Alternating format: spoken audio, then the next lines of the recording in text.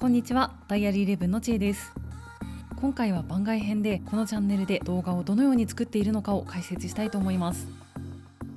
ダイアリーイレブンでは主にフィリピンで活動する日本人のドキュメンタリー系動画、フィリピンの観光情報動画、私ちえの Vlog の大きく3種類をお届けしています。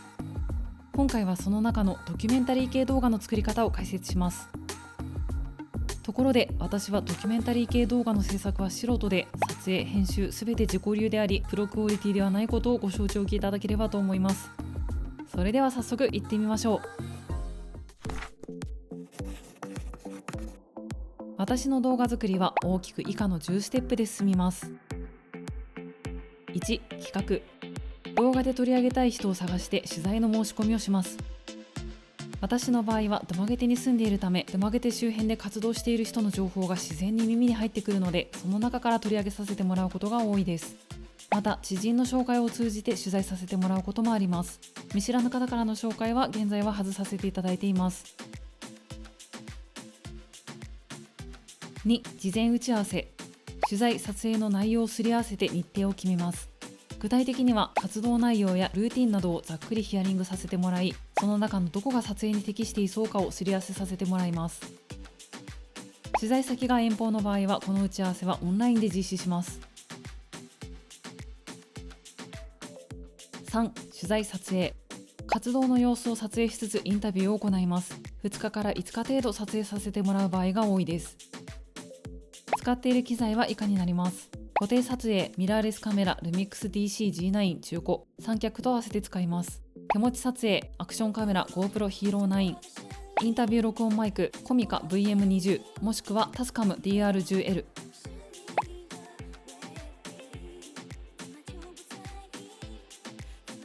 4、データ整理・文字起こし。まず全撮影データを再生し、ピンボケやブレなどで使えないデータを間引き、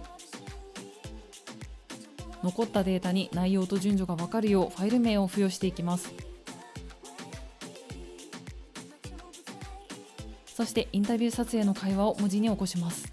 撮影ファイル数は4桁に上ることもあり、この作業に丸1日程度費やします。5、構成。読んで整理したデータと文字起こしの内容を見ながら動画に載せる箇所を取捨選択します。次にその順番を決めていきます。最後に出だし、つなぎ、締めなどを付け加えて1本の動画の構成を完成させます。ナレーションの原稿もこの時に作成します。この工程にもほぼ丸1日を費やします。6、ナレーション取り。5で作成したナレーション原稿を読み上げて録音します。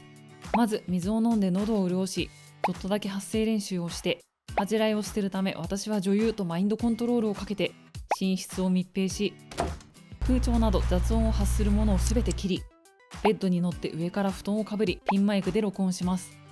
ちなみにスコール、犬や鶏の鳴き声、バイクのエンジン音などでしょっちゅう中断します。7、編集。まず編集ソフトは以下を使っています。動画編集 Adobe Premiere Pro、アニメーション制作 Adobe After Effects、グラフィック制作 Adobe Illustrator、Adobe Photoshop。またロイヤリティフリーの素材は下記サービスをサブスクリプションで利用しています。動画、サウンド、ストーリーブロックス、グラフィック、Adobe Stock。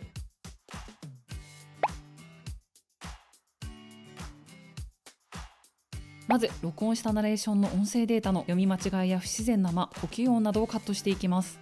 録音したナレーションの音声データの読み間違いや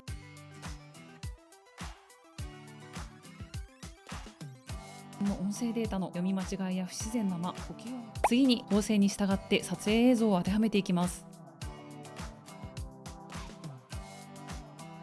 次にグラフィック要素を作成し入れていきます。次に映像の角度、比率、色味の調整、必要に応じてぼかし入れなどを行います。次にシーンに合う BGM を選んで当てはめていきます。次にサウンドのボリューム、音質などをできるだけ聞こえやすいように調整します。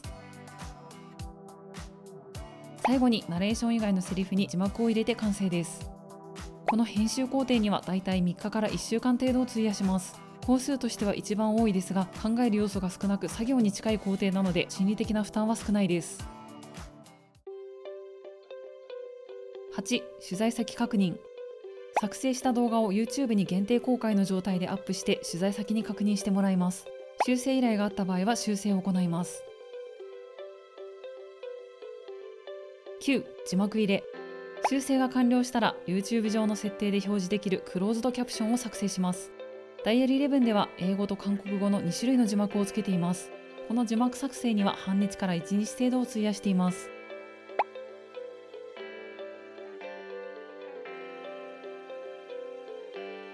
10、公開。YouTube に完成動画、字幕データ、サムネイル、概要文をアップし、終了画面とカードを設定し、公開予約の手続きをします。最後に YouTube のコミュニティに公開予告を投稿して全工程が完了です。以上、ダイヤル11でのドキュメンタリー動画の作り方でした。どこかで誰かの何かの参考になれば嬉しいです。ご視聴ありがとうございました。